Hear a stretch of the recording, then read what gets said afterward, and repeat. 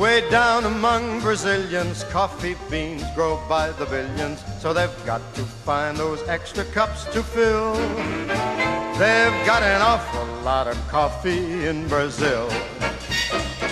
You can't get cherry soda, 'cause they've got to fill that quota. In 1946, Frank Sinatra sang a popular song that reflects upon the mass consumption of coffee and the Pan-American identity in regards to the drink. The popular song also illustrates the complex duality of coffee culture, the production of it in Latin America, and the consumer coffee culture surrounding the drink in the United States. The overproduction of coffee and coffee quotas would be the result of the coffee agreements in the 1940s.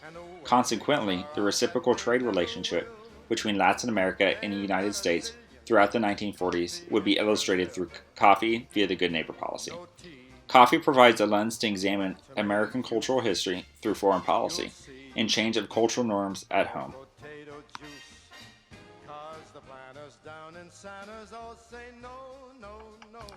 The Third Pan-American Coffee Conference in 1940 was a result of the two prior coffee conferences not being able to solve the sinking Latin American coffee market.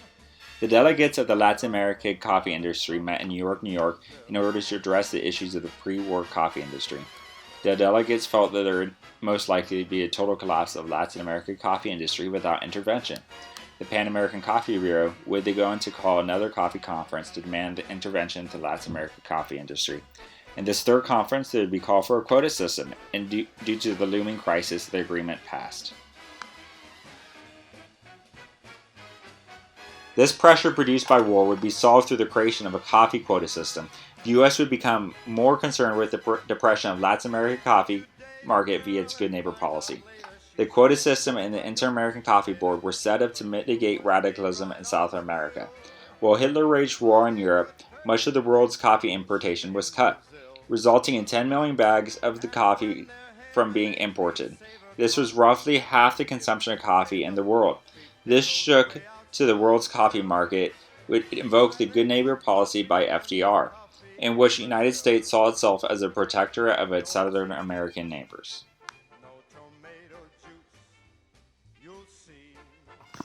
As part of the Pan American Coffee Agreement, the Pan American Coffee Bureau was directly responsible for tracking and conducting studies of the quota system. The result of this is the accumulation of both coffee reports and losses to statistics on the coffee agreement. These statistics mainly deal with how the quota affected the coffee industry as a whole and the coffee consumption in the United States, with hopes these statistics would prove to benefit the World War II coffee industry as a whole. To make sense of this coffee trade scheme, I relied on the use of digital humanities. OCR and data visualization was used to examine the impact of this trade agreement. Through a digital humanities lens, more information was extracted from this project and more data was made available to research. These methods were especially useful when dealing with the mass quantities of advertisements and data created by the Pan American Coffee Bureau. First, I was able to scan and digitize most of the books I was working with. This allowed a plethora of research benefits. First, it was the only digital copy available of these books published by the Pan American Coffee Bureau. This allows for a digitized database of books allowed for future research. Additionally, by having advertisement of the Coffee Bureau digitized, it allows for a researcher to compare stylistic and thematic changes of the Coffee Bureau's advertisements over a period of time. A researcher might explore the new research and methods through this now digitized material. Taking advantage of this now digitized database of books published by the Pan American Coffee Bureau and the Inter-American Coffee Board, I used OCR technologies to sift through this collection of data and text. The three OCR platforms I used for this project have been OmniPage, Abby FineReader, and Adobe Acrobat.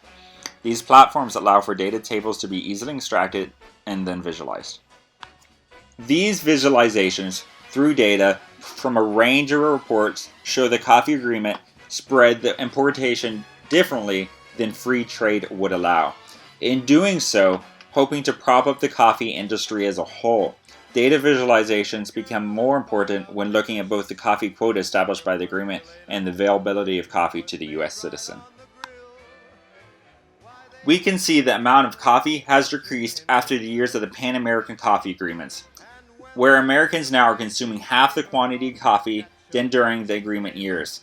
This may allow for future research and analyzation of the Pan American Coffee Bureau's advertisements to see if we can use a similar advertisement model to benefit the current coffee industry.